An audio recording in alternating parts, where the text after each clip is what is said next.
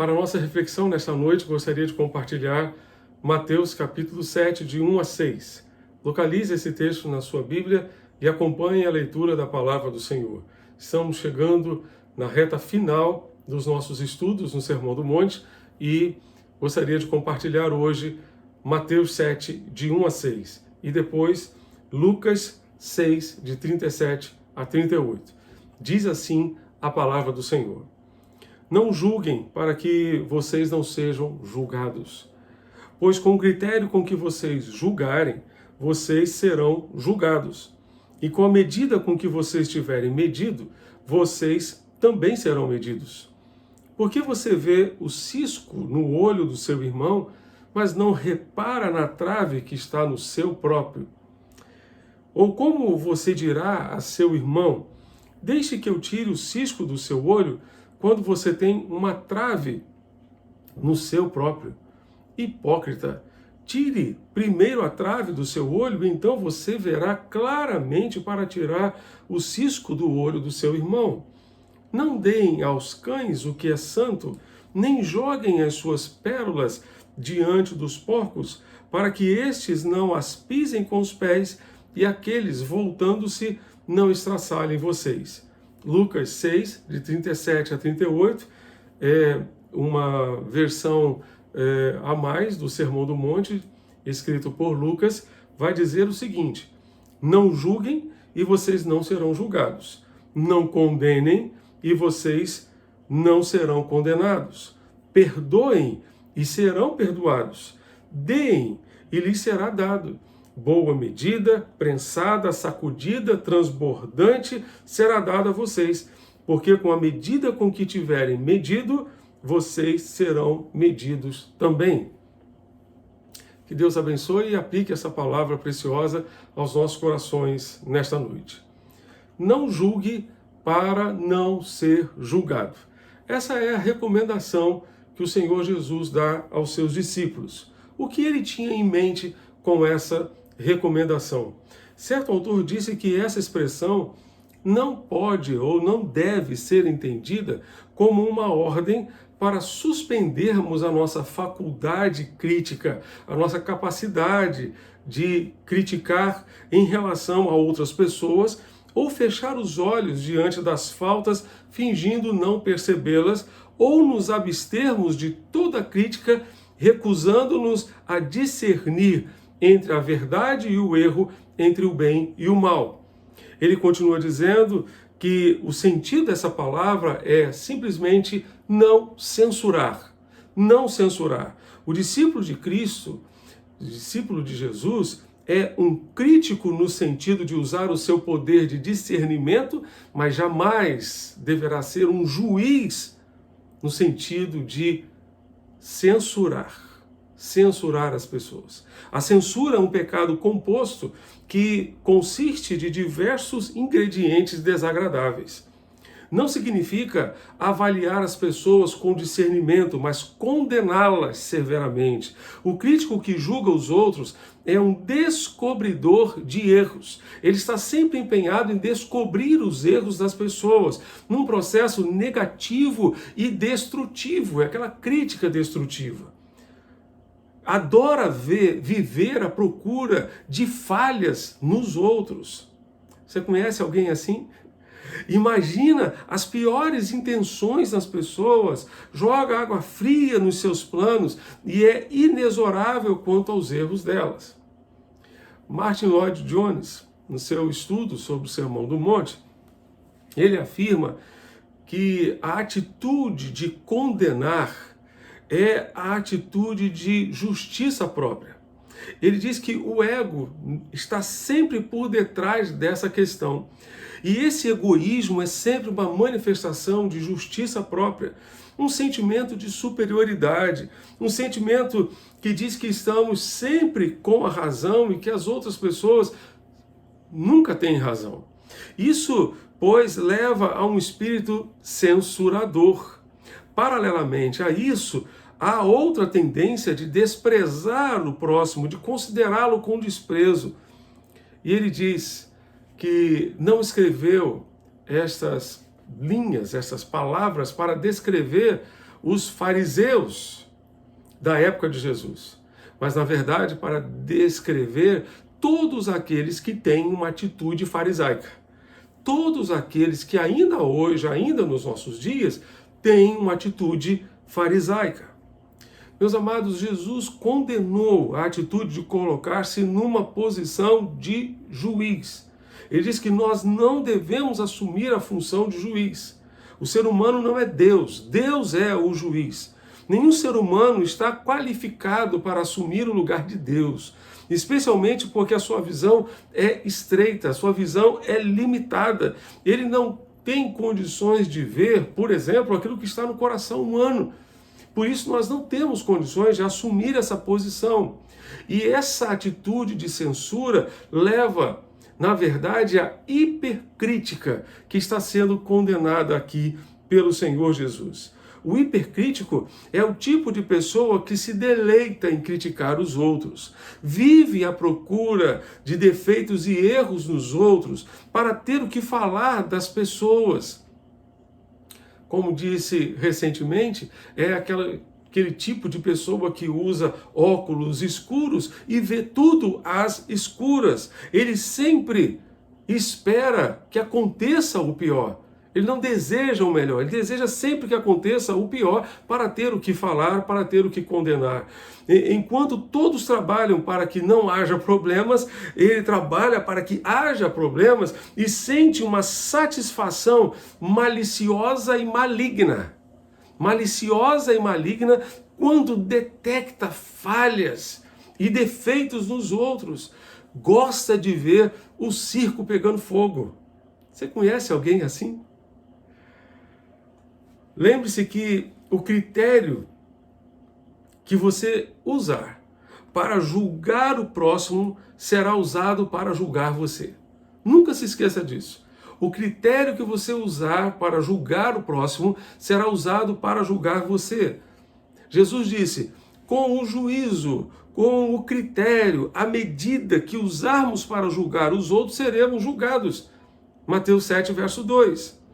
A Bíblia, a Mensagem, traduz esses dois primeiros versos de Mateus capítulo 7 de uma forma muito interessante. Essa foi a tradução de Eugene Peterson. Ele disse: não bombardeiem de críticas as pessoas quando elas cometem um erro, a menos que queiram receber o mesmo tratamento. O espírito crítico é como um bumerangue. O espírito crítico é como um bumerangue. Normalmente, quem faz críticas não gosta de receber críticas, mas a verdade é que quem faz críticas será criticado também. É o que Jesus está dizendo aqui. Quem faz críticas normalmente não gosta de receber críticas, mas jamais se lembra disso quando critica os outros. Quando critica os outros. O cristão não foi chamado para ser juiz. O cristão não foi chamado para ser juiz. Ele foi chamado para ser irmão. Irmão que ama, irmão que perdoa, irmão que ajuda, que ampara, que restaura aquele que caiu, que ajuda a levantar aquele que caiu. Um ditado antigo diz que há 3 coisas que não voltam, que jamais voltam. 3 coisas: a flecha lançada, a oportunidade perdida e a palavra falada. Eu vou repetir: a flecha lançada, a oportunidade perdida e a palavra falada. Esses 3 itens não voltam. Não voltam. Por isso nós temos que tomar um cuidado muito grande com aquilo que a gente fala. Normalmente não damos conta dos grandes estragos que os inocentes, entre aspas, comentários ou colocações sem muita importância que fazemos podem alcançar como resultados destruidores, muitas vezes. Destruidores. Por isso Tiago vai dizer na sua carta, no capítulo 1, verso 19, vocês sabem estas coisas, meus amados irmãos, cada um esteja pronto para quê? Para ouvir, mas seja tardio para falar e tardio para ficar irado. Precisamos ser prontos para ouvir, tardios no falar e tardios em ficar irados. Ser tardio no falar é não falar de imediato, é não falar de forma precipitada, é saber a hora de falar e também saber o que falar e como falar. Paulo, escrevendo aos Efésios, capítulo 4, verso 15, ele vai dizer que a verdade precisa ser dita. Amém por isso. Que a verdade precisa ser seguida. Amém por isso. Em amor, ele diz mais. Que nós devemos seguir a verdade em amor. Não basta dizer a verdade, tem que dizer com amor. Com amor. Provérbios nos ensina que quem muito fala, muito erra. Quantos problemas surgem nos relacionamentos pela imprudência no falar? Fala-se antes de pensar. Fala-se antes de orar. Fala-se antes de medir as consequências, os estragos que serão causados. Pior, fala-se antes de saber a verdade. Antes de saber a verdade. Você se lembra do sacerdote Eli? Qual foi o julgamento que ele fez a respeito de Ana? Está lá, primeiro livro de Samuel. Ele entrou no ambiente de adoração, encontrou Ana chorando, em prantos, com a alma amargurada, e ele, olhando para ela, pensou que ela estivesse bêbada. E virou-se para ela e disse: mulher, afaste de você esse vinho que você anda tomando aí. E ela disse: eu não estou bêbada, Senhor. Eu estou triste. Eu estou angustiada. Eu estou amargurada.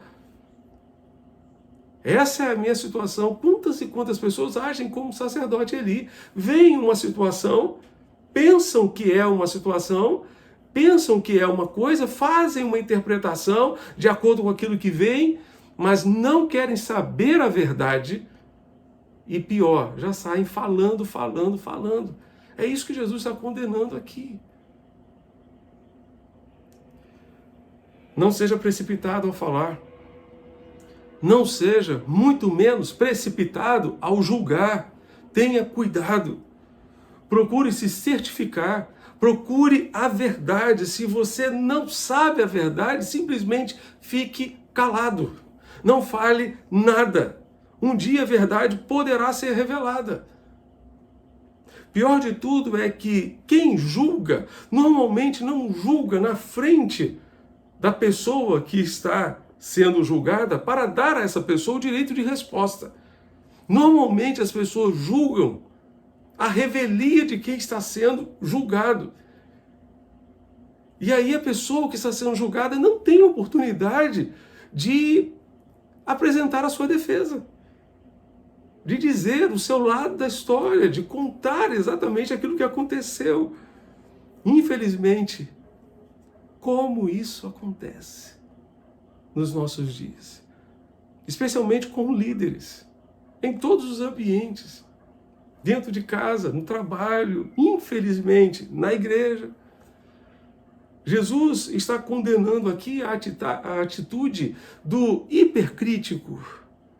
A crítica boa, positiva, construtiva, ela sempre é bem-vinda. Sempre bem-vinda. E ela é apresentada mais como uma sugestão. Mas aquela crítica negativa visa sempre atingir o próximo, destruir o próximo. Infelizmente, todos nós somos sujeitos a conviver com pessoas hipercríticas, de julgamento, dentro de casa, no ambiente da família, do trabalho, e talvez o último lugar onde esse comportamento deveria ocorrer, a igreja.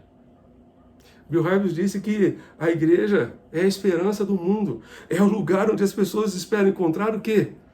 Hipercrítica? Não. Esperam encontrar amor, acolhimento, paz, bons relacionamentos, relacionamentos saudáveis. É isso que as pessoas esperam encontrar na igreja. E não esse tipo de comportamento, em hipótese alguma. Gregory Frickson, no seu livrinho Liberando o Fluir do Avivamento, editado pela Ordem dos Pastores Batistas do Brasil, ele disse que, infelizmente, existem pessoas que, em vez de exibir atitudes positivas de amor, elas têm uma disposição mental para o criticismo e para o julgamento. Ao invés de alimentarem a mente com aquilo que Paulo descreve em Filipenses 4, verso 8, você pode abrir a sua Bíblia, Filipenses 4, verso 8, Paulo vai dizer: finalmente, irmãos, tudo que é verdadeiro, tudo que é respeitável, tudo que é justo, tudo que é puro, tudo que é amável, tudo que é de boa fama, se alguma virtude há, se algum louvor existe, seja isso que ocupe o vosso pensamento, seja isso que ocupe o pensamento de vocês. Nós devemos ocupar o nosso pensamento com coisas boas, com aquilo que é verdadeiro, com aquilo que é justo, respeitável, puro, amável, de boa fama. Se há alguma virtude, se há algum louvor, é isso que deve ocupar o nosso pensamento. Ele diz que o hipercrítico, em vez de dizer que o copo está meio cheio, ele sempre vai dizer que o copo está meio vazio. Embora a crítica seja necessária e positiva, esse tipo de atitude tende a ser crônico, destrutivo e negativo. Talvez mais prejudiciais ainda sejam os indivíduos estourados, inclinados a críticas com ódio, a misturar o ódio com as suas críticas. A palavra de Deus reserva algumas palavras, algumas expressões bem fortes e duras para aqueles que têm pavio curto ou que não têm pavio nenhum. Provérbios 29, verso 11 vai dizer: o tolo derrama sua ira, mas o sábio se domina. O sábio tem temperança, o sábio tem domínio próprio. O verso 20 desse mesmo capítulo, 29 de Provérbios, vai dizer: você viu alguém que é precipitado no falar? Há mais esperança para o tolo do que para ele. Há mais esperança para o tolo do que para aquele que é precipitado no seu falar. A Bíblia, a Mensagem, traduz esse verso da seguinte maneira: observe as pessoas que sempre falam antes de pensar. Até os insensatos se saem melhor do que elas. O verso 22 vai nos dizer que a pessoa colérica provoca discórdias e quem facilmente fica irado multiplica as transgressões. A Nova Versão Internacional traduz: o homem irado provoca brigas e o de gênio violento comete muitos pecados. A Bíblia, a Mensagem, vai dizer: as pessoas geniosas incitam discórdia e o descontrolado instiga confusão. A palavra de Deus deixa claro que o controle do temperamento e da língua está entre os primeiros passos de um seguidor de Cristo. Os primeiros passos de um seguidor de Cristo. Mas muitas vezes o tempo vai passando e esses primeiros passos parece que ficam esquecidos lá atrás. Ou jamais foram desenvolvidos. Foi o caso, por exemplo, da igreja de Corinto. 1 Coríntios capítulo 3, Paulo vai dizer que aquela igreja era uma igreja de crianças, era uma igreja de pessoas imaturas. Pelo tempo de convertidos, eles já deveriam ser maduros, mas Paulo não pôde dar a eles alimento sólido, teve que dar leite porque eram crianças. E sabe por quê?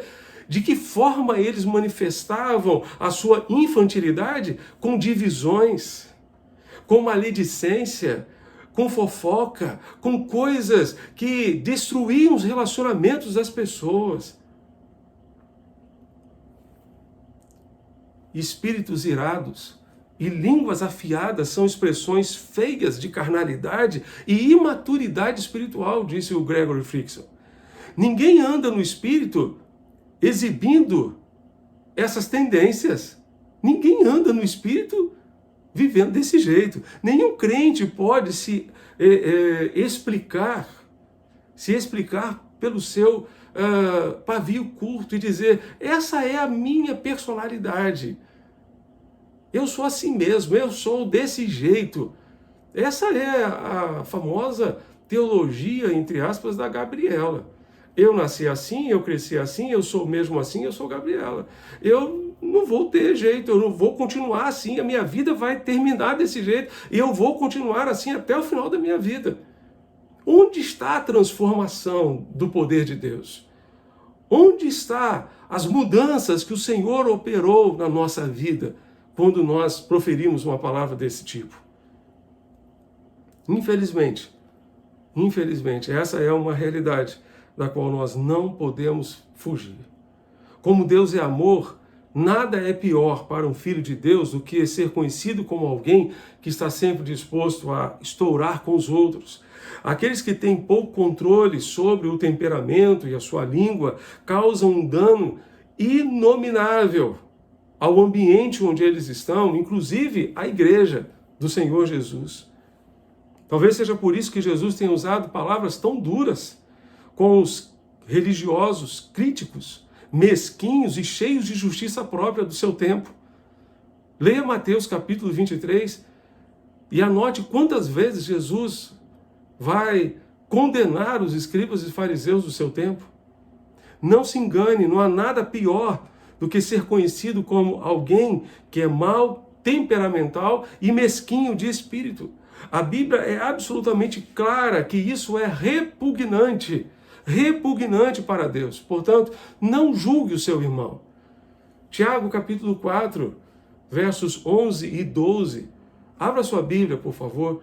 Tiago 4, versos 11 e 12. Esses dois versos nos dizem o seguinte: irmãos, não falem mal uns dos outros.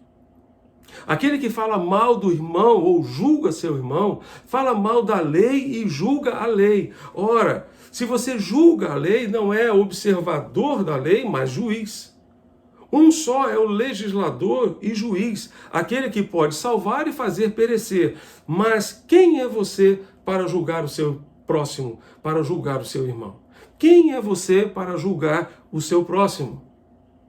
Irmãos, não falem mal uns dos outros. É o que diz a palavra do Senhor. Relacionado com o crítico e o temperamental está o juiz. O juiz é mais santo do que todos os outros. Mais santo, ele se vê, está sempre por cima de todos os outros, ele olha todos os outros de cima para baixo. Atitudes orgulhosas de julgamento são sutis e infectam todas as pessoas em todas as faixas etárias e de todos os tipos de personalidade. Tratar os outros de cima para baixo e julgar cruelmente obstruem o Espírito de Deus na família, na igreja e em todos os ambientes. Frank Stagg diz que esta é uma advertência de que quando presumimos estar julgando os outros, de fato estamos trazendo sobre nós o juízo de Deus, o julgamento de Deus. Além disso, diz ele, quando nos envolvemos em julgamentos sem misericórdia, negamos a nós mesmos a misericórdia de Deus, porque Jesus já havia ensinado lá nas bem-aventuranças. Bem-aventurados os misericordiosos, porque eles alcançarão misericórdia. Então, quando nos envolvemos em julgamentos sem misericórdia, negamos a nós mesmos a misericórdia de Deus. Frank Stagg ainda nos diz que não podemos agir com duplicidade, isto é, queremos misericórdia para nós, mas não para os outros. Queremos misericórdia para a nossa família, para os nossos queridos, para os nossos parentes, mas não queremos para os outros. Não bombardeiem de críticas as pessoas quando elas cometem um erro, a menos que queiram receber o mesmo tratamento, disse Jesus. O espírito crítico é como um bumerangue, ele volta. Ele volta. Assim como a bondade volta para a gente, a maldade também volta para a gente. Volta para a gente. O mesmo critério ou juízo que você usar para julgar os outros será usado para julgar você. Por isso, pense 2, 3, quantas vezes forem necessárias antes de julgar alguém. Antes de julgar alguém. Pense nisso. Isso me faz lembrar a história de 2 homens que viveram uma experiência bem interessante. Um era dono de uma padaria e o outro era um leiteiro. O leiteiro fornecia manteiga para o dono da padaria. E normalmente todas as vezes que ele levava aqueles tabletes de 200 gramas de manteiga, ele levava de volta, pedia sempre ao dono da padaria que pesasse também 200 gramas de pão para ele levar para casa. Um belo dia, o leiteiro chegou para o dono da padaria e fez uma reclamação. Ele disse o seguinte: senhor, quando eu cheguei em casa com os pães que eu comprei ontem, eu observei, pesei novamente, e eu observei que não tinha 200 gramas, tinha, na verdade, 180. O senhor errou. Eu paguei 200 gramas, mas recebi somente 180. E aí o dono da padaria fez uma observação muito interessante. Ele disse: meu senhor, eu utilizo uma balança antiga em que eu coloco de um lado um peso e do outro lado eu coloco o produto. No seu caso, todas as vezes que o senhor vem me entregar as suas manteigas, eu apanho um tablete de 200 gramas de manteiga e coloco de um lado e coloco o pão do outro lado. Isso significa que se o senhor levou 180 gramas de pão ao invés de 200, foi porque o Senhor me entregou 180 gramas ao invés de 200 gramas de manteiga. Com a medida com que medimos, seremos medidos. O mesmo critério que usarmos para os outros será usado para nós. É o efeito bumerangue, ele volta para nós. Volta para nós. Com a medida com que vocês tiverem medido, vocês serão medidos. E Jesus continua aqui a sua observação, alertando-nos quanto ao perigo da hipocrisia. Verso 3, volte comigo a Mateus 7, verso 3, vai nos dizer: por que você vê o cisco no olho do seu irmão, mas não repara na trave que está no seu próprio? Ou como você dirá a seu irmão: deixe que eu tire o cisco do seu olho, quando você tem uma trave no seu próprio? Hipócrita, tire primeiro a trave do seu olho, então você verá claramente para tirar o cisco do olho do seu irmão. A Bíblia, a Mensagem, traduz esse texto da seguinte maneira: é fácil ver uma mancha no rosto do próximo e esquecer-se do feio riso de escárnio do próprio rosto. Vocês têm o cinismo de dizer: deixem-me alimentar o seu rosto, deixe-me limpar o seu rosto, melhor dizendo, quando o rosto de vocês está distorcido pelo desprezo. Isso também é teatro, é fazer o jogo do sou mais santo que você, em vez de simplesmente viver a vida. Tire o cinismo do rosto e então você poderá oferecer uma toalha ao seu próximo para que ele também limpe o rosto. Que tristeza essa conduta hipócrita condenada aqui por Jesus. Que tristeza! Jesus estava dizendo que não queria que os seus discípulos fossem hipócritas. Ele não queria que os seus seguidores transformassem o evangelho num teatro, numa representação teatral, como os escribas e fariseus faziam na sua época. Ele não queria que os seus discípulos fossem capazes de ver o cisco no olho dos seus irmãos, mas incapazes de observar a trave nos seus próprios olhos. Quantas pessoas até hoje são ávidas por encontrar cisco nos olhos alheios, erro nos outros, mas incapazes de verificar, de enxergar os seus próprios erros. Um detalhe é o seguinte: o que Jesus diz aqui é que muitas vezes quem faz isso não percebe os seus próprios erros e não percebe que os seus erros são maiores do que os erros que estão condenando. Porque observe a diferença aqui. De um lado é o cisco que está no olho do próximo, e do outro lado é uma trave. É algo grande. E Jesus está dizendo aqui que o erro de quem critica, muitas vezes, é infinitamente maior do que daquele que está sendo criticado. Isso é o que Jesus quis dizer quando afirmou também em Mateus 23, verso 24, vocês coam um mosquito, mas engolem um camelo. Vocês coam um mosquito, mas engolem um camelo. Quão grande é a nossa dificuldade de reconhecer os nossos erros. Quão grande é a nossa facilidade em enxergar os erros dos outros. Que tristeza! Que tristeza! Quantas vezes, meus amados, nesses 30 anos de vida ministerial, já vi pessoas criticando famílias dos outros, mas incapazes de olhar para suas próprias famílias. Que tristeza!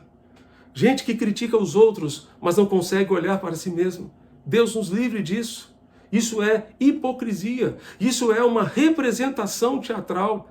Quando Jesus se refere aqui aos fariseus como hipócritas, ele usa a palavra intérprete, ator, artista de teatro, palavra empregada especialmente para descrever aqueles que representam peças no ambiente do teatro, para descrever, então, um hipócrita a respeito da religião, no caso de Jesus. Cuidado com a hipocrisia. Antes de julgar o seu irmão, olhe para si mesmo. Veja como está a sua vida, começando pelo seu coração, não pela sua aparência, mas pelo seu interior. Depois pense bem se você tem condições de julgar o seu irmão. Pense bem. Uma pergunta importante é: o que fazer diante do erro do seu irmão? O que fazer diante do erro do seu irmão? Paulo diz muito bem aquilo que devemos fazer em Gálatas capítulo 6, de 1 a 3. Gálatas 6, de 1 a 3, Paulo vai dizer: irmãos, se alguém for surpreendido em alguma falta, vocês que são espirituais, restaurem essa pessoa com o espírito de brandura. Restaurem essa pessoa com espírito de brandura, e que cada um tenha cuidado para que não seja também tentado. Levem as cargas uns dos outros, e assim estarão cumprindo a lei de Cristo. Porque se alguém julga ser alguma coisa, não sendo nada, engana a si mesmo. O seu papel, meu irmão, não é julgar e nem falar mal do seu irmão. O seu papel é restaurar o seu irmão. O seu papel é restaurar o seu irmão. Você se lembra de Caim? Deus perguntou a Caim: Caim, onde está o seu irmão? Ele disse: porventura sou eu guardador do meu irmão? Sou eu responsável pelo meu irmão? Caim não havia entendido que, de fato, ele era responsável pelo seu irmão, como nós somos responsáveis uns pelos outros. É óbvio que as pessoas também vivem como querem, vivem como desejam. Se a pessoa confrontada com amor não quer mudar de vida, a única coisa que podemos fazer é continuar orando por essa pessoa, pois ela deliberadamente decidiu abandonar o Evangelho. Paulo falou a respeito de um companheiro dele de trabalho chamado Demas. Demas me abandonou tendo amado o mundo presente. Segunda carta de Paulo a Timóteo, no capítulo 4. Mesmo assim, essa pessoa jamais poderá dizer que foi julgada, condenada. Antes, ela poderá dizer que, apesar dela não ter desejado continuar seguindo Jesus, ela foi amada pela igreja do Senhor. Frank Stagg, mais uma vez, vai nos dizer que Jesus não está dizendo que precisamos ignorar o cisco no olho do nosso irmão. É da nossa obrigação tentar libertar um irmão do cisco que atrapalha a sua visão. É nossa obrigação, mas estaremos em condições de exercer esse ministério da restauração só depois que a trave estiver fora dos nossos olhos. Só depois. A questão não é a trave ou o cisco. Ambos precisam ser retirados, ambos precisam ser removidos. Mas primeiro a trave, para depois o cisco. Primeiro a trave. Só depois que a pessoa conhece a vergonha ou a agonia de colocar-se sob julgamento e de ter a trave removida do seu olho, pode entender a necessidade e os sentimentos do seu irmão. Só então ela pode ver bem para ajudar o seu irmão a tirar o cisco do seu próprio olho. Como retirar um pequeno cisco do olho do próximo com uma trave no seu próprio olho? Não tem condições. Nosso papel não é censurar, Nosso papel não é acusar, condenar, nosso papel é restaurar, mas primeiro a nós mesmos, primeiro removendo a trave dos nossos próprios olhos, para depois ajudar os outros. Isso me faz lembrar de uma recomendação dentro dos aviões.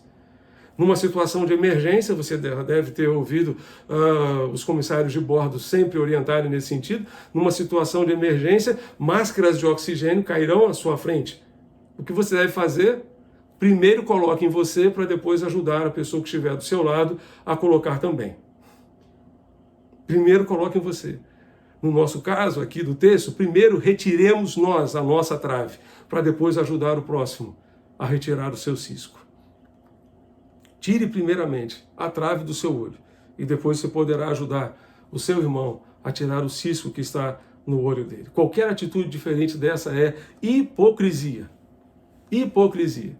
Carlos Queiroz diz que o ato de tirar a trave de si mesmo e ajudar o irmão a tirar o cisco do seu olho é como um ato de confissão. Um ato de confissão que abre as portas para a restauração. Esse é um processo restaurador e libertador. Retirar a trave, retirar o cisco, tudo isso liberta a pessoa de coisas que impedem a sua visão. Portanto, desenvolva esse processo libertador na dependência do Senhor. Mas Jesus, que é tremendo nos seus ensinos, ele nos ensina também que nós devemos evitar os extremos. De um lado, não podemos cair no extremo da censura, com justiça própria, nos achando os tais, achando que somos os tais. Por outro lado, devemos tomar outros cuidados.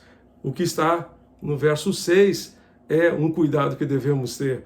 Diz o Senhor Jesus: não deem aos cães o que é santo, nem joguem as suas pérolas diante dos porcos, para que estes não as pisem com os pés e aqueles voltando-se não estraçarem vocês. Não joguem aos cães as suas pérolas. Não joguem aos porcos as suas pérolas. John Stott diz que Jesus sempre chamou o boi pelo nome. Sempre deu nome aos bois. Na sua franqueza, ele chamou Herodes Antipas de uma raposa, chamou os escribas e fariseus de raça de víboras. Raça de víboras. Aqui, ele afirma que há certas pessoas que agem como animais e podem, portanto, ser acertadamente chamadas de cães e porcos. O sentido aqui é que, se de um lado devemos tirar a trave para ajudar o irmão a retirar o cisco do seu olho, não devemos perder tempo com quem não quer corrigir a sua vida, com quem não quer tratar a sua vida. Paulo, escrevendo ao pastor Tito, no capítulo 3, versos 10 e 11, ele vai dizer: evita o homem faccioso, aquele que promove divisões, aquele que promove facções. Evita o homem faccioso, depois de admoestá-lo primeira e segunda vez. Pois sabes que tal pessoa está pervertida, vive pecando e por si mesma já está condenada. Já está condenada. Jesus nos recomenda a não jogar pérolas aos porcos, ou seja, não perder tempo com gente que não quer corrigir a sua vida, não quer mudar de vida. Meus amados, concluindo, precisamos nos lembrar de um princípio que vimos durante essa série no Sermão do Monte. O princípio de que o Sermão do Monte são os ensinos de Jesus para que os seus discípulos não fossem iguais aos escribas e fariseus. Jesus não queria que os seus seguidores fossem iguais aos escribas e fariseus, que ele chamou de sepulturas invisíveis sobre as quais os homens passavam sem perceber. Ele queria que os seus discípulos fizessem diferença no mundo, marcassem realmente a sua passagem pelo mundo. Por isso Jesus confrontou o sistema religioso da sua época. Os líderes religiosos da sua época foram aqueles que o crucificaram. Por isso, Jesus queria que os seus discípulos vivessem de uma forma diferente. O Sermão do Monte é a forma pela qual Jesus espera que os seus seguidores vivam. Isso é o que ele espera de nós e o que John Stott descreveu como contracultura cristã. O padrão de Jesus para os relacionamentos na contracultura cristã é alto e sadio.